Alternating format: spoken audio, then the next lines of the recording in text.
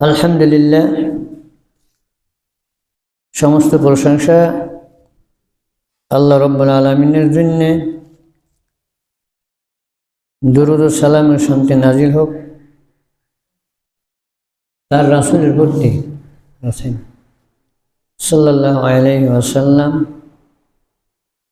লাখো কোটি অগণিত অজস্র শুকরিয়া জ্ঞাপন করছি সেই রব্বুল আলামিনের জন্যে, যিনি আজকে আমাদেরকে পবিত্র ইয়াউমুল জুমা উপলক্ষে জুমা সালাত আদায়ের জন্যে প্রত্যেকের বাড়ি কাজকর্ম সেরে তার রহমত দ্বারা আমাদেরকে এই মসজিদে জুমা সালাত আদায়ের জন্যে আমাদেরকে উপস্থিত করছেন।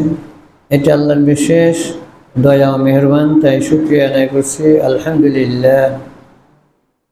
আরও শুকরিয়া আদায় করছি এই জন্যে আজকে আমাদের ভাইরা এবং মা বোনেরা যারা আছেন, শিশুদেরকে এবং অন্য অন্য লোকদিগকে কাজকর্মে তাদেরকে রেখে আল্লাহর ডাকে সাড়া দিয়ে তারা এই মসজিদে আসছেন একমাত্র আল্লাহর জন্যেই, তার দিদার তার নৈকট্য লাভের উদ্দেশ্যে, এবং যাতে করে আল্লাহর হুকুম আদায়ের পরে আমরা যেন আল্লাহর কাছে তার শুকরিয়া ফায়দা লাভ করতে পারি দুনিয়া এবং আখেরাত কল্যাণের জন্যে।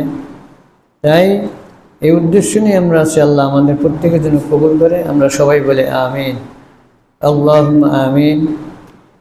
যা হোক, আপনাদের নিকট আমার বক্তব্যের বিষয় হলো আজকে হাদিসের প্রতি আমলের গুরুত্ব প্রসঙ্গে। হাদিসের প্রতি আমলের গুরুত্ব প্রসঙ্গে, অর্থাৎ আমি একটু এটাকে ব্যাখ্যা নিয়ে বলি। হাদিস আমাদের কতটুকু প্রয়োজন, হাদিসের গুরুত্ব কি, হাদিস কাকে বলে, হাদিস জিনিস কি, হাদিস আমল করার জন্য আমাদের জরুরি কতটুকু, হাদিসের ভিত্তি করে আমাদের বিভিন্ন ফিকহ শাস্ত্র যে তৈরি হয়েছে, তার মধ্যে আমাদের হাদিসের মধ্যে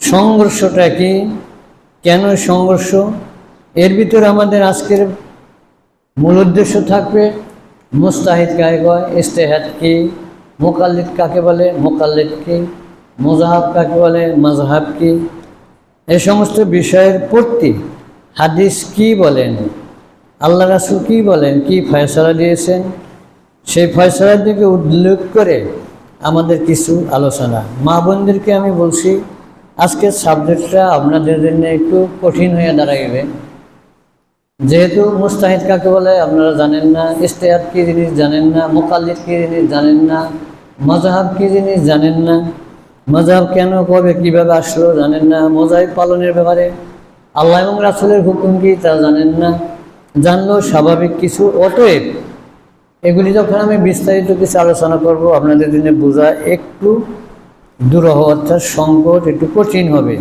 তারপর আপনারা একটু চেষ্টা করবেন এই বিষয়টার প্রতি একটু জানার জন্যে। কেননা আমরা জানি, আমি একটু উদাহরণ দিই, সাধারণ, আপনারা প্রত্যেকে জানেন, কোরআন আল্লাহ রাব্বুল আলামিন আমাদেরকে নাজিল করলেন ধাপে ধাপে অল্প অল্প করে রাসূলের প্রতি। কোরআন নাজিলের সাথে সাথে আল্লাহ রাসূল যতদিন জীবিত এই পৃথিবীতে ছিলেন, সাথে সাথে কোরআনের আয়াত সমূহ নিয়ে তিনি কীভাবে কোন কাজটা আমল করবেন, স্বয়ং রাসূল প্র্যাকটিক্যালভাবে সাহাবাদের সামনে তিনি ওই কাজগুলি করতেন। করার সাথে সাথে সাহাবারা তাকে দেখত, দেখার সাথে সাথে তারা ওইভাবে আমল করত। এবং আল্লাহ রাসূল বলতেন তোমরা এটাকে, সাথে সাথে আমর বিন আস রাদিয়াল্লাহু তাআলা আনহু বলতেন তুমি ডাইন হাসতে এটা লিখে রাখো। আবু হুরায়রা রাদিয়াল্লাহু তাআলা আনহুকে বলতেন তোমার মুখস্থ বিদ্যা যথেষ্ট, আলহামদুলিল্লাহ তুমি এটাকে তোমার কন্ট্রোলে নাও, তোমার মগজে ধারণ করো। আয়েশা সিদ্দিকা রাদিয়াল্লাহু তাআলা আনহার সবচেয়ে বড় মুহাদ্দিসিন ছিলেন মহিলাদের এবং পুরুষের মধ্যে, ওই সময়ের মধ্যে তাকে বলতেন হাদিসগুলি সংগ্রহ করে নিজের মগজে ধারণ করো। ওই সময় তারা এগুলি নিজেরা নিজেরা যা রাখতেন, এছাড়া প্র্যাকটিক্যালভাবে তারা ওই কাজকর্মগুলি করতেন। এই প্রসঙ্গে দেখেন আল্লাহ রাসূল যখন বিদায় হইলেন, তাইলে তখন প্রচেষ্টা কিভাবে রাখবো। আমি সাধারণভাবে আপনাদের কাছে একটু সাধারণ একটু ঘটনা উল্লেখ করি, একখানা হাদিস, তাইলে বুঝতে পারবেন। উপরে মা মহিলা যারা আছেন একটু লক্ষ্য করেন হাদিস এর বেলায় কতটুকু গুরুত্ব এবং এই হাদিস কিভাবে সংগ্রহ করছেন, হাদিসের জন্য অনেকে কি দুঃখ প্রকাশ করছেন হাদিস সংগ্রহের ক্ষেত্রে, এবং জিনিসটা কি তার ধাপে ধাপে আমি সামনে যাইতেছি, কারণ মুস্তাহিদ, ইজতিহাদ, মুকাল্লিদ এগুলি আপনারা বুঝে কম আসবে। তার আগে একটু দেখেন ওই সময়ের জন্য যারা ছিলেন মা বোনরা, ওই সময়ের জন্য তাদের মধ্যে একটু দেখেন যে হাদিসের দিন তারা যখন রাসূল ছেড়ে যায় দুঃখ প্রকাশ করছেন। ওয়ান হুকাল অকল আবু বকর রাদিয়াল্লাহু তাআলা আনহু লিউমর বাদা ওয়াফাতে রাসূলুল্লাহ সাল্লাল্লাহু আলাইহি ওয়াসাল্লাম ইনতালাকা মানা ইলা উম্মি আইমানা তাজাওজুহা নুজুরাহা কামা কান রাসূলুল্লাহ সাল্লাল্লাহু আলাইহি ওয়াসাল্লাম ইয়াজুরাহা ফালাম্মা বাযাত মাহা আলাইহিমা বাকাত ফাকালা লাহা মা ইউবকিক আম্মা তাআল্লামাইনি আন্নামা ইনদাল্লাহ ওয়া তাআলা খায়রুল আখির। একটু লক্ষ্য করেন, উম্মে মাইমুন, উম্মে হানি সম্পর্ক নিয়ে রাসূলের ফুফু সম্পর্ক তারা আখ্যায়িত করেন। রাসূল সাল্লাল্লাহু আলাইহি সাল্লাম যখন ইন্তেকাল করেন, এই সময়ের জন্য কিছুদিন পরে আবু বকর রাদিয়াল্লাহু তাআলা আনহু বললেন, ইয়া ওমর, ওমরে ডাক দিলেন। ওমর বললেন, নাম ইয়া রাসূলুল্লাহ। আইয়ু লাব্বাইকা বি হাজির। ইয়া রাসূলুল্লাহ, আমি হাজির। আস্তাগফিরুল্লাহ। হে আবু বকর, আমি হাজির। কেন রাখছেন? তিনি বললেন, এখানে আমি একটু যদি টানে কই পরে আসবে না। আবু বকর বললেন, ওমর রেডি হয়ে যাও, প্রস্তুতি নাও। কেন? আইমনের সাথে রাসূল সাল্লাল্লাহু আলাইহি সাল্লাম জীবিতকালে প্রায় সাক্ষাৎ করতেন, অনেক সময় সাক্ষাৎ করতেন। আমরা তার আনন্দমুখী দেখে আসতাম, রাসূল কথা বলতেন, মোলাকাত করতেন। ওই সময়ের জন্য আমরা উপস্থিত হলে আইমনা তখন একটা আনন্দ হইতেন। হঠাৎ করে রাসূল ইন্তেকাল করে, না রাসূল আর পৃথিবীতে নাই।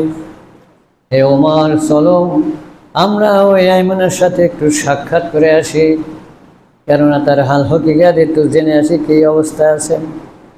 ওমর বললেন, লাব্বাইক ইয়া আবু বকর, আমি হাজির, চলেন। সঙ্গে কিছু লোক নিয়ে তিনি আইমনের বাড়িতে গেলেন। যখন গেলেন, সাথে সাথে আইমন তাদেরকে দেখে চক্ষু গড়িয়ে পানি পড়তে শুরু করে দিল। কান্দে কান্দে পুরা ওকে জিজ্ঞেস করলেন, আইমনা, রাসূল যখন আসতো তখন কোনোদিন আপনি প্ররঞ্জন করেন নাই, হাসি মুখে বিদায় দিয়েছেন, আজকে কেন আপনি প্ররঞ্জন করতেছেন, এইভাবে কাঁদতেছেন?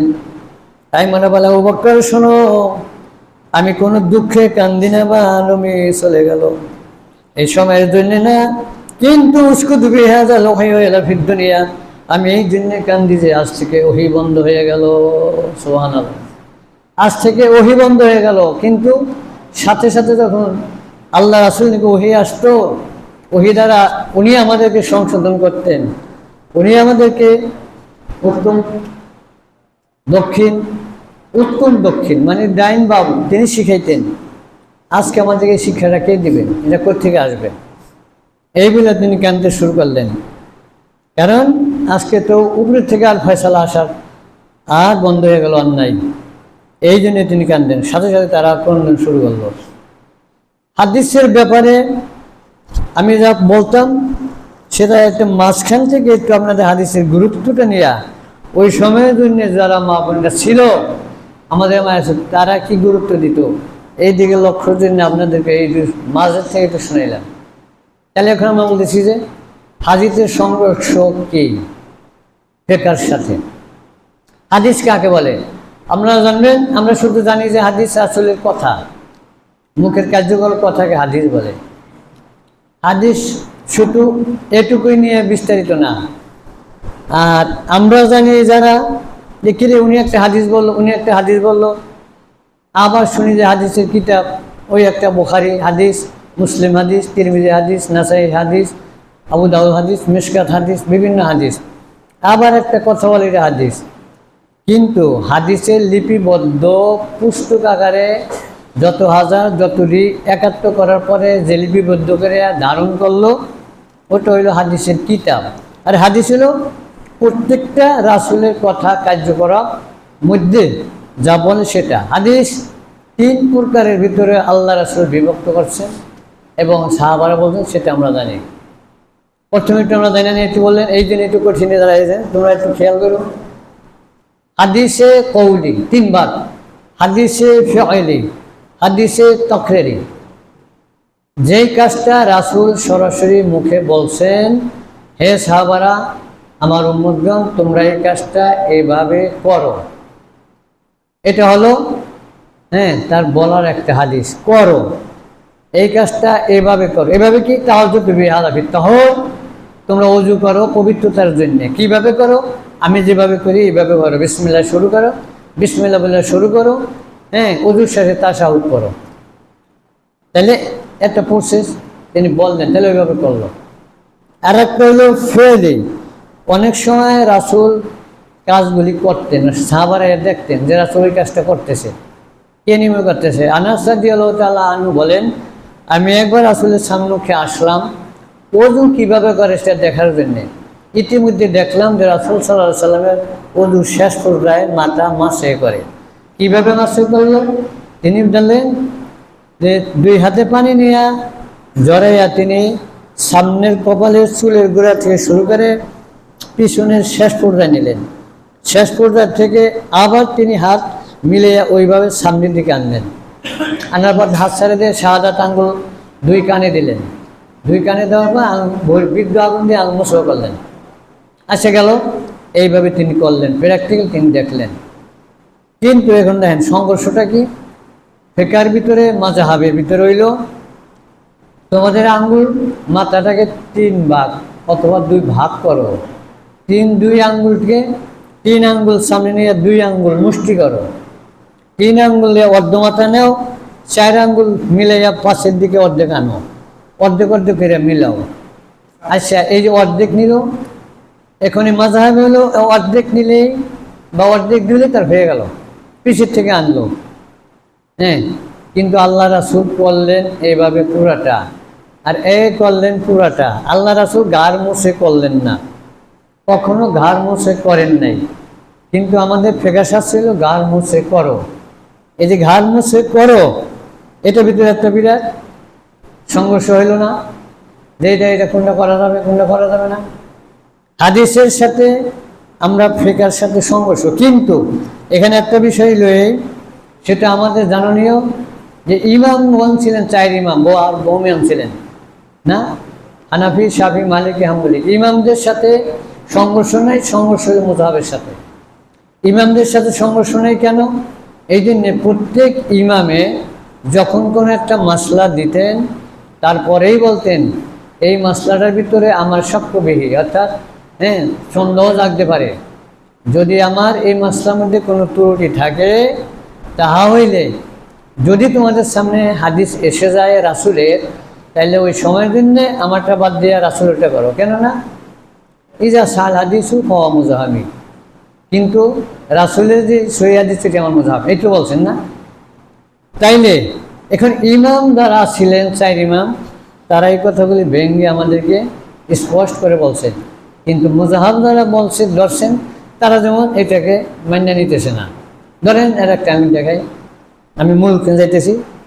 এটি লেই আজকে আমরা গ্রামে যতগুলি মসজিদে নামাজ পড়তেছি, ওয়াকাল আবু হানিফা রাহমাতুল্লাহ আলাইহি লা তাসিহু বিল জুমাতে ইল্লাল মিসরি ইলা আলা ফি সিত্তা শরাইতুহু। কোনো মসজিদে 6টা শর্ত ছাড়া জুমার নামাজ আদায় হবে না, পরিষ্কার হারাম। 6টা শর্ত ছাড়া কোনো মসজিদে জুমার নামাজ হবে না, হানাফি মুযহাবের ইমাম আবু হানিফা রাহমাতুল্লাহ আলাইহি মাসলা। 6টা শর্ত। 1 নম্বর কি?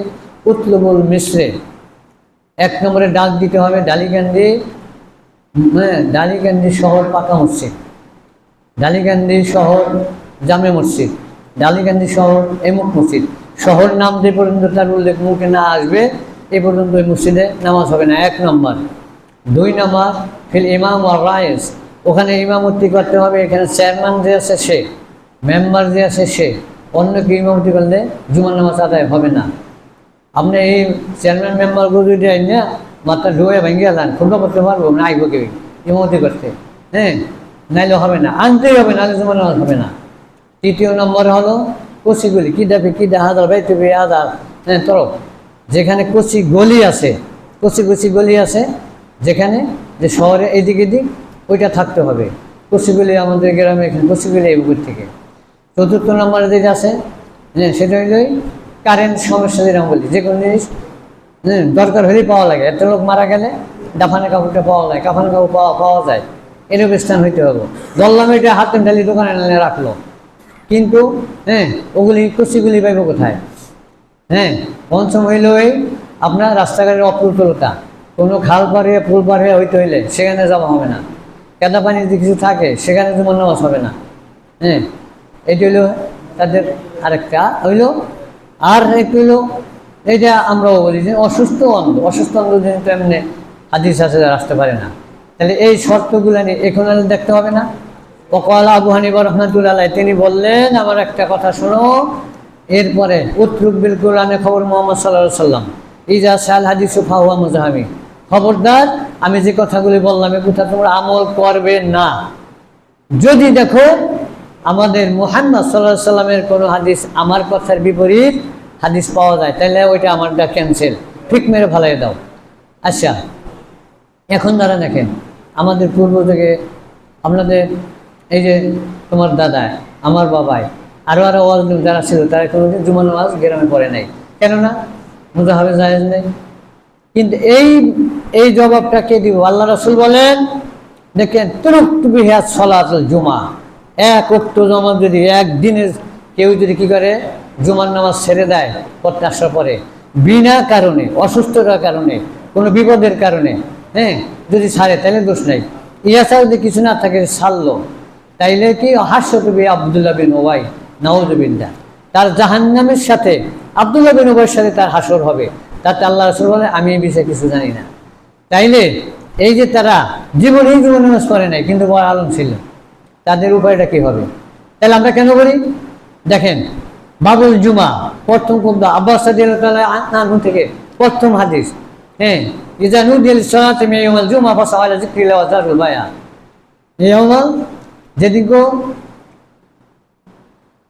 রবু খামিস, বৃহস্পতিবার বিকালে মসজিদে কুবা রাসূল হাঁটতেছিলেন মদিনার এক সাইডে, 1 কিলোমিটার বেশি দূর, এতটুকু।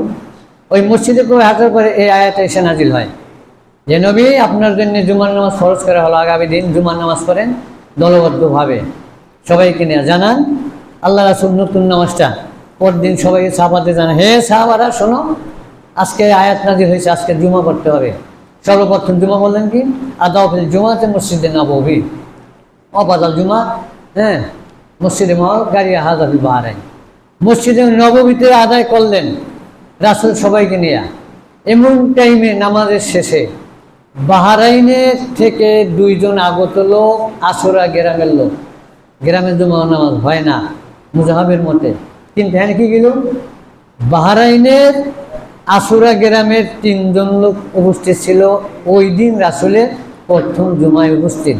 তারা কাজ করতে আসে, যেমন ফরিদপুর থেকে কাজ করতে আমাদের এখানে পাট কাটতে ধান দিতে আসে না কিছু লোক, 1 সপ্তাহ 2 সপ্তাহ 1 মাস থেকে যাইতেছে না, তারাই 1 মাস 2 মাস থাকে জুমার নামাজ এখানে হয় না, তাহলে পড়বো কি? সেই দেশে যেয়ে পড়বো না এখানে পড়বো?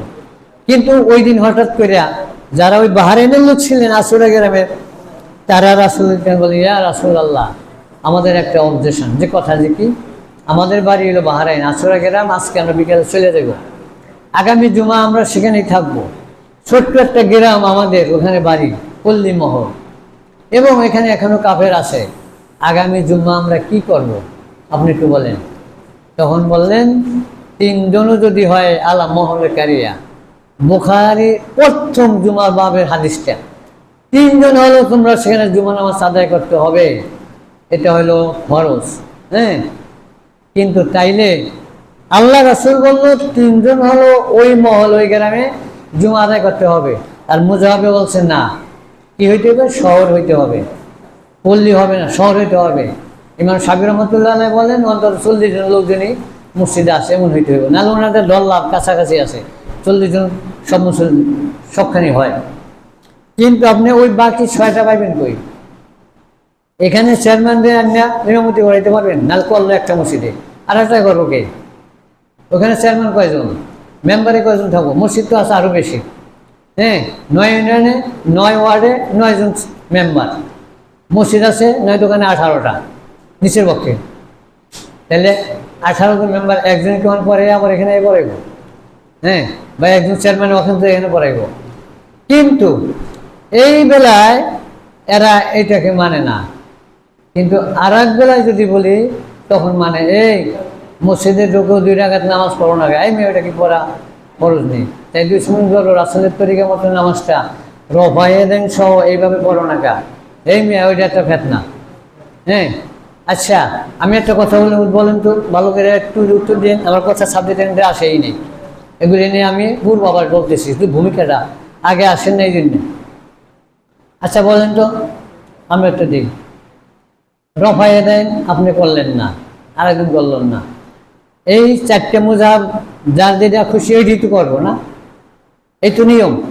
দেখুন বললেন একটু, 4টে মুজাহাবের ভিতরে আমরা সারা বাংলাদেশের মধ্যে একটা মুজাহাবই করলাম, একটাই ভিতরে গেলাম, কারণ আমার পছন্দ, আপনার যেটা আপনার ওইটা সবাই ওইটা পছন্দ। তাইলে বাকি 3 মুজাহাবে যে মশলাগুলো রয়েছে রাসূলেরই মশলা মনে করেন, তাহলে রাসূলের 4 ভাগের 1 ভাগ আদায় হইল, বুঝলেন? ধরলাম বাকি 3 ভাগ আদায় করবো কারা? হ্যাঁ, আপনি যে বলেন যে যেটা করবো ওইটাই করবো, হ্যাঁ, আর একটা সে করতে পারবো না। আচ্ছা দেখেন আরেকটা ব্যাপার দেখি, আমি আর একদিন কথা বলছিলাম, আমাদের এই দেশ থেকে তারা নাকি মক্কায় হজ করতে যায়, কমপক্ষে 1.5 মাস 1 মাস থাকে, ওই সময় ওই ইমামে নামাজ পড়ে বুকে হাত দেয়া, রফায়ে দেন পেরিয়া, পায়ে পাও মিলাও, হ্যাঁ, তারপর কী হলো আমিন জোরে বলে, সব বলে। কিন্তু ওনাদের নিয়ম হলো যারা নিয়ে এই তরিকে নামাজ পড়ে, আমাদের হানাফি মুজাহাবের এই নামাজ তাদের পিছু হবে না, কেননা আমরা হেরাবাদ নিচে, তারা রফায়ে দেন করে না, আর উনি রফায়ে দেন করে, তাই ইমামের অনুসরণ হইল না, 2 ভাগ হয়ে গেল, উনি করে আপনি করে, তাহলে এটা কিন্তু আমাদের সই তরিকায় না, এদের তরিকায়। তাইলে তুমি যখন এই 1.5 মাস ওখানে ওই ইমামের পিছনে নামাজ পড়লা, উনি তো এখানে হাত বানছে, উনি তো রফায়ে দেন করছে, উনি তো জোরে আমিন বলছে, উনি তো 5 সাথে পাও মিলেছে, বহু মহিলারা একত্র হইয়া সালাত আদায় করলো একখানে ওইখানে, তুমি এখন তো মহিলা দেখলে তোমার নামাজ ছুটে যায়। হ্যাঁ, তুমি এই কথা বললা, তাহলে তোমার এই 1.5 মাসে তোমার নামাজ যদি না হয়ে থাকে, তোমার হজ হয়েছে? তুমি এই কি হজ করছো? ফাঁসপাতার হজ করলে লাভ কি? না করলে কি? ওইটা না করে 3 লক্ষ টাকা এইখানে গ্রামে মিসকিনে দিয়ে দিতা, একটা মাদ্রাসা দিতা, এই 3খানে দিতা, কাজে লাগতো, তোমার হজে কি লাভটা হইল? তোমার তো কিছু হয় নাই। কিন্তু এই একটা ব্যাপার, আরেকটা ব্যাপার হইলই, আপনি ছাড়লেন সুন্নত একটা, আরেকজন ছাড়লো একটা, আরেকজন ছাড়লো একটা, ছাড়তে ছাড়তে তাহলে আর আসলে সুন্নত থাকবো কি? হ্যাঁ, তখন হাত বানানো সবাই টুটিয়ে দেখবো, থাকবো না, এই একটা। দ্বিতীয় কথা হইলো আল্লাহ রাসূলকে জিজ্ঞাসা করা, ইয়া রাসূল আল্লাহ, আমরা যে রফায়ে দেন করি এতে ফায়দা কি? হ্যাঁ, সূরা মানে মা হুয়া ফায়দাতুল রফায়ে দাইন, ইয়া রাসূল আল্লাহ আমরা হাত উঠাই তাতে ফায়দা কি? আল্লাহ রাসূল বলে কামুসবুয়া দাইন, তোমাদের হাতে কয়টা আঙ্গুল? আল্লাহ রাসূল যখন এই কথা বললেন, তারা বলল আমাদের হাতে 10টা আঙ্গুল। 10টা আঙ্গুল না? আল্লাহ রাসূল বললেন যখন তোমরা একবার হাত উঠাও তখন তোমাদের 10টা নেক আল্লাহ তোমাদের আমল নামায় লিখে দেয়, সুবহানাল্লাহ। 10টা গুনাহ আল্লাহ তোমাদেরকে মাফ করে দেয়, 10টা মর্যাদা তোমাকে ওই আকাশের দরজায় বাড়িয়ে দেয়। আচ্ছা, তাইলে আবার আপনারা যখন সিজদা দেয় রব্বানা লাকাল হামদ করে, যখন যে 2 সিজদা দেয় মাঝখানে আল্লাহুম্মা গফির ওয়ারহামনা ওয়াহদিনা ওয়াবিনা ওয়ারযুকনি, এই দোয়া পড়ি না? এই দোয়া পড়ার সময় এরা এই দোয়া পড়ে না, এরা শুধু সুবহান রাব্বিয়াল আলা 3 বার কোনো রকম বলে উঠে যায়। কিন্তু আপনি এই দোয়াটা পড়লেন, আল্লাহ রাসূল একদিন দেখলেন যে কি পিছনে কারা যেন কে যেন একটা দোয়া বলল, আওয়াজ আসলো, রাসূল সালাম ফিরে বললেন ওয়ারাহাদা তাকবীরু, এই দোয়া আমার পিছনে কে কি পড়তেছিলা? ডরে কিছু বলে না, তখন হঠাৎ বলল ইয়া রাসূলুল্লাহ আমি পড়ছি। কি দোয়া পড়ছে বলো তো? তিনি বললেন আল্লাহুম্মা গফির ওয়ারহামনা ওয়াহদিনা ওয়াহদিনা ওয়ারযুকনি, এই দোয়া পড়ছি। তখন বলে শোনো, তুমি যখন এই দোয়াটা পড়তেছিলা আমি দেখলাম উপরের থেকে 30 জন ফেরেশতা তোমার এই নেক লেখার জন্য প্রত্যেকদিকে তোমাদের লিখতেছিল। এত লেখা লেখলো যে তারা কে কে লেখবো আগে লেখো তোমাদের লেখগুলি লেখা পাঠিয়ে দিল। সুবহানাল্লাহ। একজন লোক যদি 60 বছর বয়স পায়, 60 বছর বয়সের মধ্যে যদি উনি এই আমলগুলি করে, আর একটা লোক এই আমলগুলি করলো না, দুইজনের নেক যদি ওই দিন আল্লাহ কি করে মিজানে আমল দেয়, তাইলে আপনার আরো যদি 20-60 বছর নামাজ করেন তাইলে ওনার সাথে আপনি নেকে পারবেন না। হ্যাঁ, কেননা তার নেক ভর্তি হয়ে এতদিন নেক হয়ে গেছে। এই নেকগুলি আপনি ছাড়লেন কেন? আমার কথা এটা।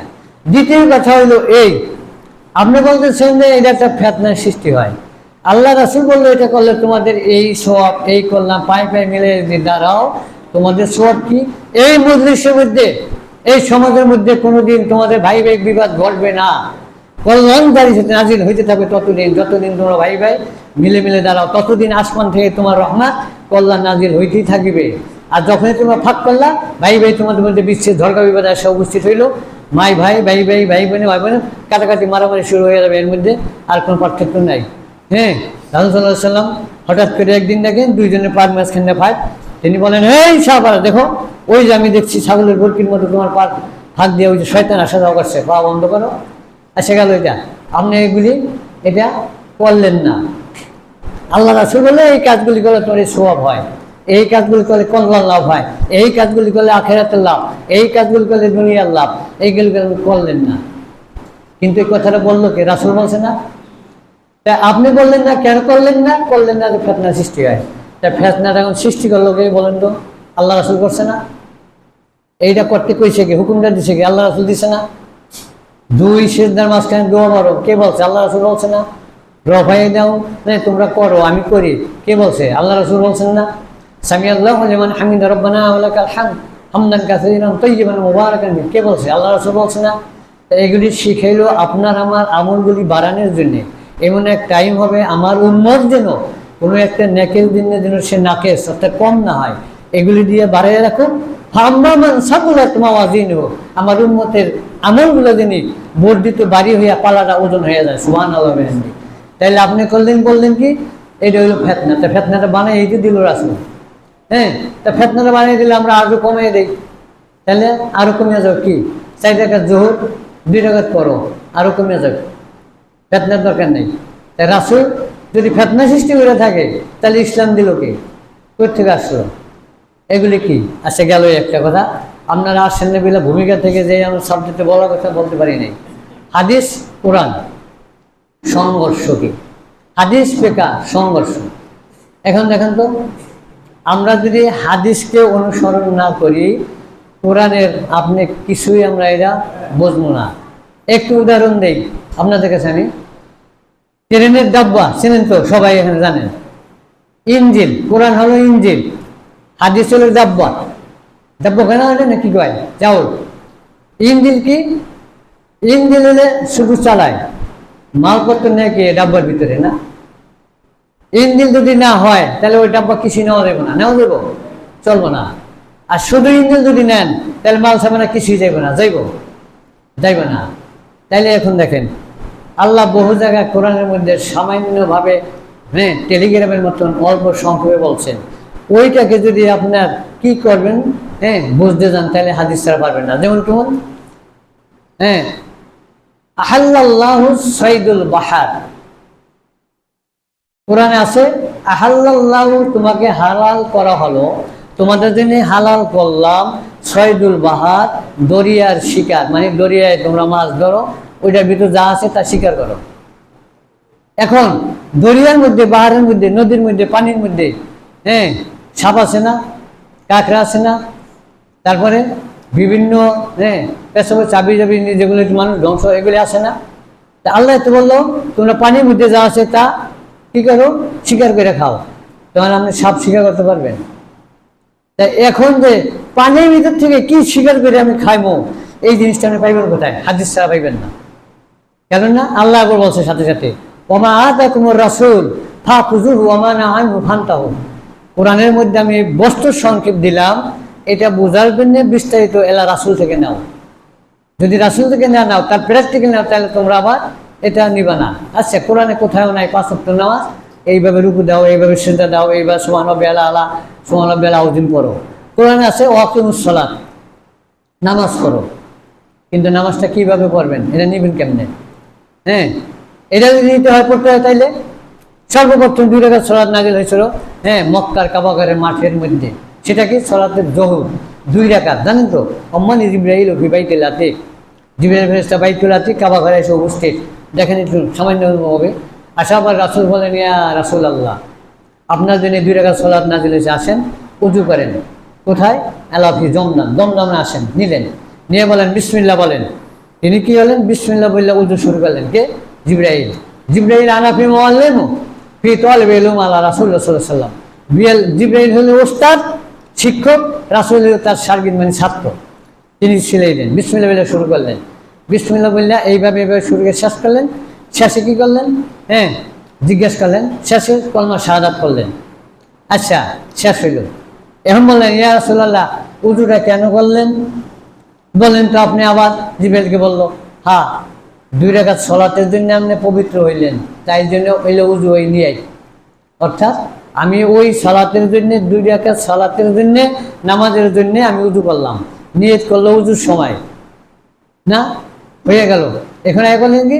নারাইলো, হে নবী মুহাম্মদ, আপনি এক কাজ করেন কি, আমি যেভাবে যা করি আপনি ওইভাবে করবেন, এইভাবে করবেন কি? কাব্বারা ফাকাব্বিরু। রাসূল জিবরাইল বলল কাব্বারা, আল্লাহু আকবার বললেন। তিনি বলেন ফাকাব্বিরু, আপনি আল্লাহু আকবার বলেন, উনিও আল্লাহু আকবার বললেন। 3টা দোয়া সানা আল্লাহ বায়াত বাইনি সুবহানাকাল্লাহুম্মা ওয়া বিহামদিকা ইন্নী আযজাতু। 3টা দোয়া ওখানে যে কোনো একটা করেন। আল্লাহ রাসূল বললেন আল্লাহুম্মা বায়াত বাইনি। আর আমরা ইন্নী আযজাতু এখন ভিন্ন নিয়ে গেছি। জানামাজের দোয়া বানাইছি, ওইটা কোনো এই আল্লাহু আকবার বলার আগে কোনো দোয়াই নাই, কিন্তু আমরা ইন্নী আযজাতু জানামাজের দোয়া বানাইছি। এক লোক হাল চাষ করতেছে, মানে হাতেলে দাঁড়িয়ে গেছে, ওখানে জানামাজ তো নেই, ওখানে কোন দোয়া বলবো? ওখানে জানামাজের দোয়া কি? ওখানে কি এটা না জানামাজ দোয়া না কারফেন ধরবেন? ওইখানে তো জানামাজ নেই, ওখানে বলবো কি? এখানে তো জানামাজ একটা বিশেষে, যেখানে জানামাজের দুঃখ মানে বললো আল্লাহু আকবার পড়ো, যেখানে নামাজ হয় ওটা সেখানে পড়ো। গত ভাই আগে বলছিলাম না যে সবচেয়ে ভালো আমল ওই ব্যক্তি যে কি সালাত ওয়াক্তুহা, যখন সালাত ওয়াক্ত হয় তখনই সালাত করো। তা ওনা সালাতের ওয়াক্ত হয়েছে, নদীর মাছ ধরতে গেছে, ভিজা কাপড় থাকে, থাক, তাতে কি? আমি এখন মসজিদে হাঁটতাম না, যা 2-4 রাকাত করিয়া দেয়, আল্লাহ করে দাঁড়িয়ে গেলেন। ওখানে জানামাজ হয়ে কি? জানামাজ দোয়া কি? আল্লাহ রাসূলের জানামাজে কোনো দোয়াই নাই, দোয়া সব ভিতরে, ইন্নী যত ভিতরে, সুবহানাকা ভিতরে, আল্লাহুম্মা বায়াত বাইনি ভিতরে। 3টা পর ভিডিও একটা বড় হয়ে গেল গা, কিন্তু আমরা বানিয়ে নিলাম এটা। তাইলে এখন হাদিস থেকে যদি আমরা এটা না নেই, কোরআন থেকে সব কিছু সমাধান এটা পাওয়া যাবে না। হাদিস পড়তে কতটুকু 2 মাইল 3 মাইল ধরে ওই সময়ের জন্য মানুষ প্রস্তুতি নিয়ে সেখানে যায় তার হাদিস সংগ্রহ করত। ইমাম বুখারী রাহমাতুল্লাহ আলাইহি বলেন, ওনার যে ব্রেন শক্তি আল্লাহ দান করছিলেন, সেই ব্রেন শক্তির মাধ্যমে উনি বলেন যে আমি এক অন্ধ অবস্থায়, যে কিন্তু 32 বছর আগে উনি ওখানে ইরাকের ভিতরে একবার তিনি গেছিলেন, এর 32 বছর মধ্যে আর যান নাই। যখন গেছেন তার বয়সই ছিল 16 না 19 মাত্র, ওই ভালো ছিল। হঠাৎ করে যখন তিনি জানতে পারলেন একজনের কাছে একটা হাদিস আছে রাসূলের, ওনার বাড়ি হইল ইরাকের ভিতরে, ইরাকের ভিতরে একটা শহর, ভুলে গেলাম নামটা, ওইখানে উনি চিন্তা করলেন ওই হাদিসটা আমার আনতে হবে। তাই কি করলেন, একটা ঘোড়া একজন ড্রাইভার ঠিক করে চলে ওখানে রওনা করলেন। তখন তিনি অন্ধ। দেখেন, চিন্তা করেন বেরেন আল্লাহ কেন দিয়েছিলেন। বাড়ির নিকটে গ্রামের কাছাকাছি যাওয়ার পরে ড্রাইভারকে বলে, চালককে বলে, এই মাথা নত করো, মাথা নত করো, মাথা নত করো। উনি বললেন, হুজুর এটা কি বলেন? সাহেব বলেন কি? কেন নত করো? বলে, কেন এখানে একটা খেজুর গাছ না? না, এখানে খেজুর গাছ মরুভূমি, কোনো বাড়িই নেই, গাছ নেই। থামাও, খবরদার, যদি এখানে খেজুর গাছ না থাকে তাহলে আমার সামনে দেওয়া হাদিস সংগ্রহ করা ঠিক হবে না। আমার মাথায় বেরেন তাহলে কমছে, আমি আর হাদিস নেব না।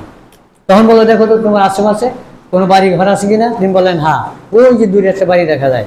বললেন, যদি বাড়ি থাকে ওখানে সবচেয়ে বয়স্ক লোক যা আছে তাকে একটু ডেকে আনো, ইমাম বুখারী এখানে আসছেন, আপনার সাথে কথা বলবো। উনি যা করলেন কি, ওখানকার লোকটাকে ডাকে আনলেন, আনার পরে বললেন, চাচা, এই যে ঘোড়াটা যেখানে আমরা এখন যেখানে আছি, এখানে একটা খেজুর গাছ না? বলে, এই মেয়ে কি করেন, খেজুর গাছ করতে না? আর অন্তত 30-40 বছর আগে একটা গাছ ছিল, গাছটা কেটে ফেলেছে, গাছ এখানে বুকের থেকে। এখানে কি ছিল? হ্যাঁ, এখানে দিয়েছিল, এখানে দিয়েছিল। তখন বললো যে না, তাইলে আমার ব্রেন ঠিক আছে। তিনি কিন্তু অন্ধ। আপনার আমার সাইডে যদি পাকা মসজিদে যান, কারণ চোখটা বান্ধা যান দি, কয়টা জুস খাইবেন, পারবেন নিয়ে যাইতে? তাহলে তাদের ব্রেন কি ছিল, কত কষ্ট করে সেখানে ব্রেন ছিল একটু দেখেন। আবু হুরায়রা রাদিয়াল্লাহু তাআলা আনহু বলেন, আনা তাদলিজিহু ইলা বাই রাসূলুল্লাহ সাল্লাল্লাহু আলাইহি ওয়াসাল্লাম ফি মসজিদে নববী। আমি একদিন 3 দিন পর্যন্ত না খেয়ে অপেক্ষা করি রাসূল একটি হাদিস শোনার জন্য। একটা হাদিস বলবো, রাসূল বলছে, ওইটা শোনার জন্য বাড়িতেই যায় নাই, অনাহারে 3 দিনের দিন। অন্যান্য দিন যদি এমন অনাহারে থাকে, একজন সাহাবাটাকে নিয়ে যায়, কিন্তু এই যে ডেকে নিল না, কাইলো নিল না। এইভাবে রাসূল যখন সালাত করে একদিন আসর বাইরিলে, কি আবু হুরায়রা তোমার মা এখানে যে বর্ষা, এটার কারণ কি? বর্ষায় দিনে দরজা দেয়া কেউ নি তার চেহারা দেখা, মলিন দেখা একটু হাতে করে ডাকতে নিয়ে যায় 2টা ভাত খাওয়ার জন্যে, কিন্তু মুখে তো বলতো না, কারণ একটা হাদিসের জন্য বসা আছে, হাদিস বলবো। হঠাৎ করে রাসূল বলেন, আবু হুরায়রা আমার জানা আছে, তোমার চেহারা দেখে বুঝতে পারছি তুমি আসো। ঘরে নিয়ে গেলেন, সে বললেন, আয়েশা শোনো, আবু হুরায়রা রাদিয়াল্লাহু তাআলা আনহু মনে হয় কয়েকদিন যাবৎ খান না, অনাহারে আছেন। তাকে প্রত্যেক দিন কিছুদিন দেখলাম মসজিদে নববীতে বসা।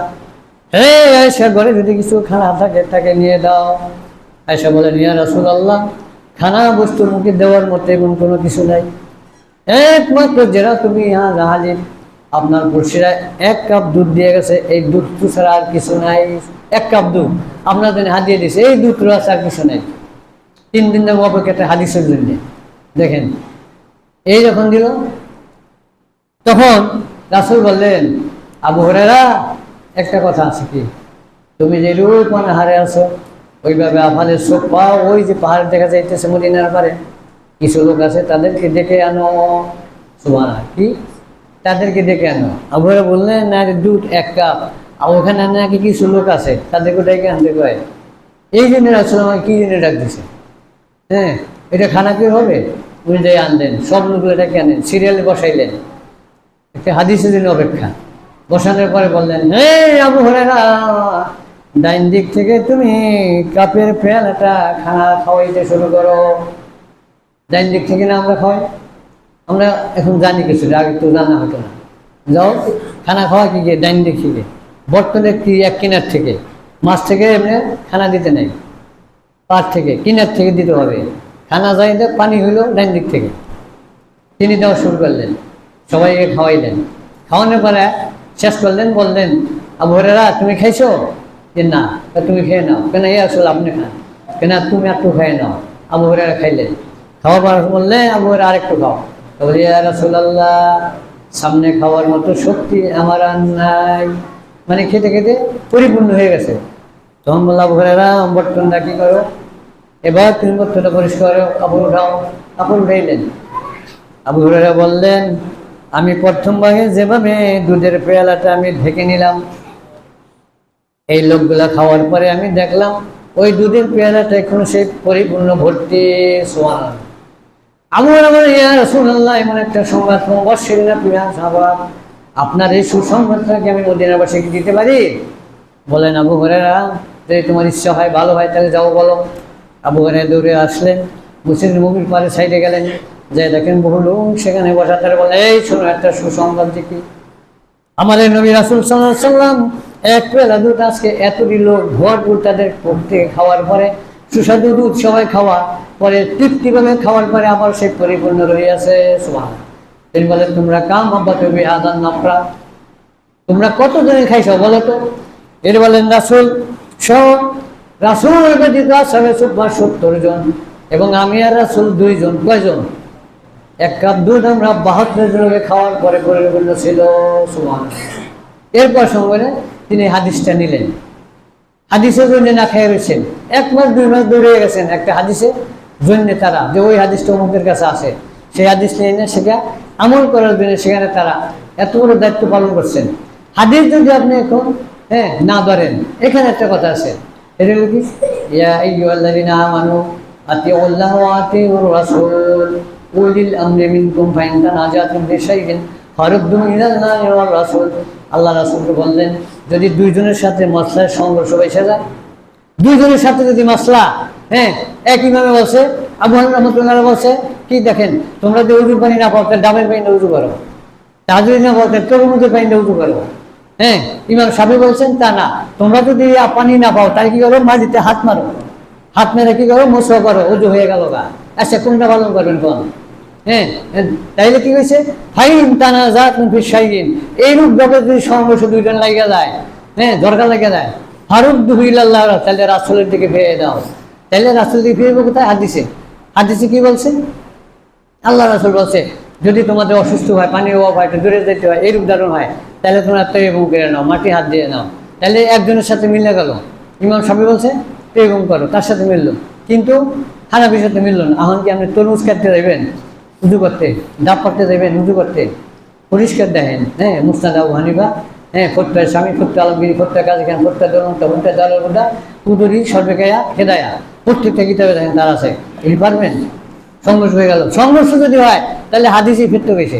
হাদিসে ফিরতে গেলে তো আমরা হাদিসে আমাদের লাগবো, হাদিসে ভিত্তিতে আমাদের সব কাজ করলাম। অতএব হাদিস মানার ক্ষেত্রে আমাদের কোনো ত্রুটি নেই, এটা করতে হবে।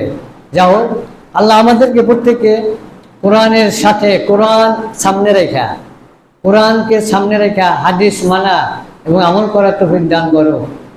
আল্লাহুম্মা আমিন। ওয়াত্তাবাউ ফি মুহাম্মদ রাসূলুল্লাহ সাল্লাল্লাহু আলাইহি ওয়া সাল্লাম রাসূল আযকুরুনি আযকুরুকুম। আল্লাহুম্মা